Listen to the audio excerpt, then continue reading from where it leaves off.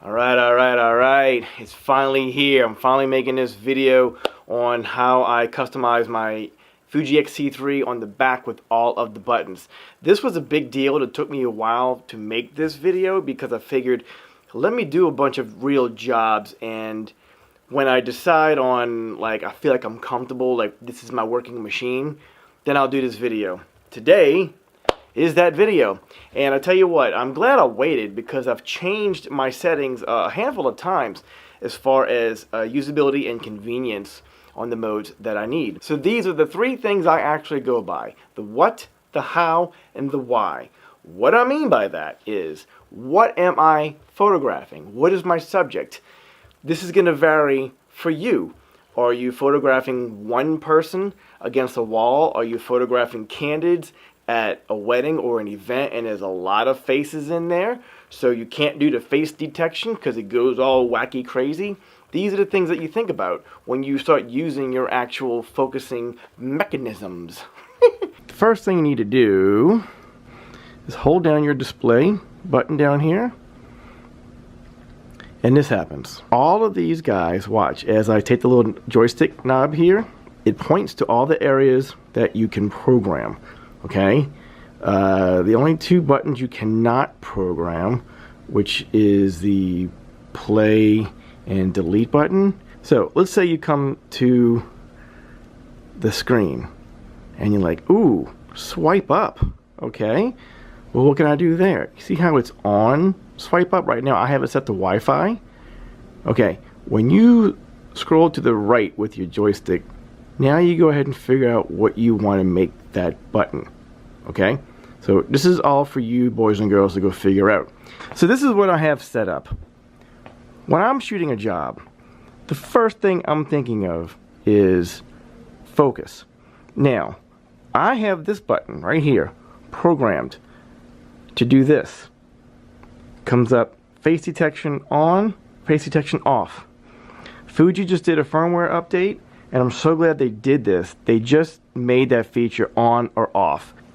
The second thing I wanted to do was I wanted to change how I'm using the focus, whether it's, this is zone, okay? So when I go this way, when I swipe to the right, I have it programmed to go to these guys, the AF mode, okay? This allows me to go single point, just like that, okay?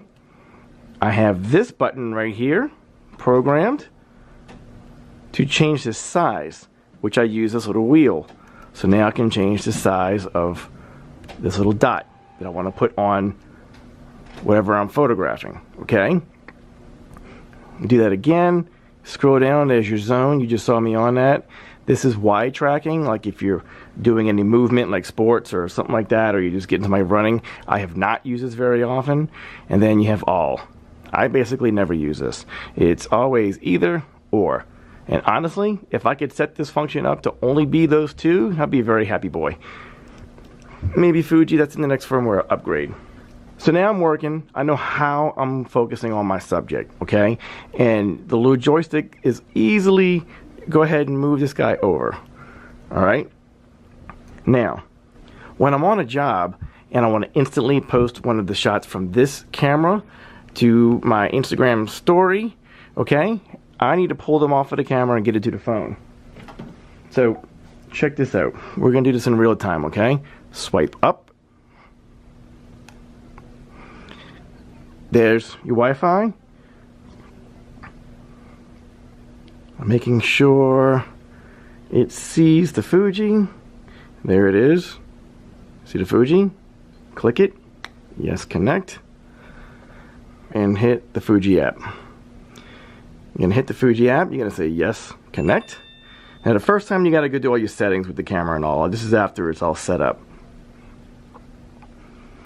So it's going to connect, and what's key is with two cards in the body, my number one card is my RAWs, my number two card is my JPEGs.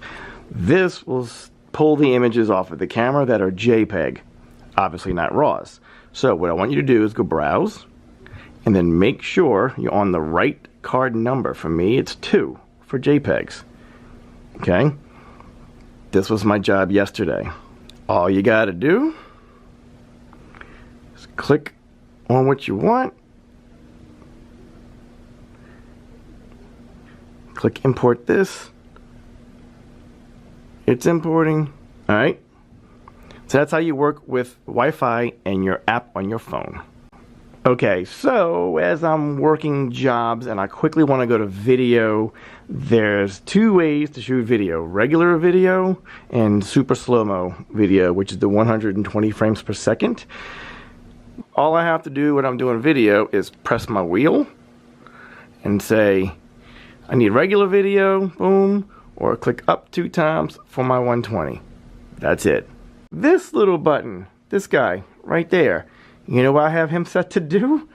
And I put it here because I wanted it in a spot I wasn't always going to be touching by accident. This is on purpose. I understand that this button is for my self-timer. I know that seems silly, but you use the self-timer more than you think, at least I do. When I click this button, I get my self-timer.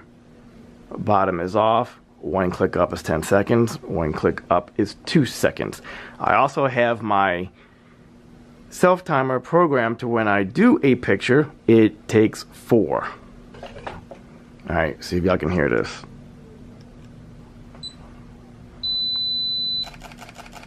Y'all heard that? So how cool is that? So when I'm on a job and I want to do a self-timer, like a selfie with me and my clients or something interesting, it's going to take 4 pictures. That way you don't have to do it again, waste more time. Take your 4, pick your one with no blinks, move on.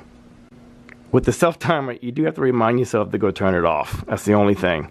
So check this out. When you hit Q, when you hit your Q button right here, you get these things. This is your little menu. The neat thing about Fuji is it allows you to set up a bunch of these, actually. See how it says C1 is GK color? These are my settings for this thing. It's kind of like having a preset in your camera. What this affects is your JPEGs only, because you can shoot in acros black and white mode all day long. Your JPEGs will be black and white, that's it. But your RAWs, you can always click white balance, do whatever you want. So it's neat. So the JPEGs, you can play and do your stuff. So when you move your wheel, your little wheel right here, that little guy, see C1, see muted up here, right there, muted, black and white editorial, chrome, portrait, color blast, which I rarely use. So this is what you do on the weekend on your sofa. You play with all of these darn modes and you figure out what is what. Okay, so check this out. I'm working, right? And I'm like, this is a fantastic scene. I really want to be shooting this in black and white. You know, like I'm on a break, black and white editorial, bam, I'm in black and white mode. Isn't that cool? Hit your Q, go back to my color blast, go back to my portrait. Let's go back to GK color, and I'm good to go. I'm taking pictures, okay? I want to get off of my dot, I want to go zone. Bam. Joystick gives me this. If I want a bigger zone, I'm going to press this guy right here, change the size of my zone. Okay? Boom. I come back. Wait, there's an object. There's many people in here, and the face detection is screwing me up. Alright, well right here, turn it off. Boom. Now, I'm going to go ahead and change this to my dot. Bam. I like my sound effects. What's the problem? Boom. Do your work, man. And there's one more thing I didn't show you. This little black button right here. This guy. You know what I made him? The play button. Let me show you why. As I'm taking pictures, your hand never has to leave the grip, okay? I'm taking pictures, boom, and I want to see what's going on, press. So watch. Take a picture. I want to see it. Finger. On. There's your picture. I truly hope this video helped you when you were trying to figure out how to customize your Fuji XT3. And I tell you what, I know when I found this video, it was like it was eye-opening for me. I was like, I can really customize all these buttons for how I use it. So let me figure out, how do I use this camera? So My 6 weeks of using this camera has boiled down to this video, and I truly hope it helps you. So sub up, do the like, do the dislike, whatever it is that you do, but I'll see you soon. Alright? Peace!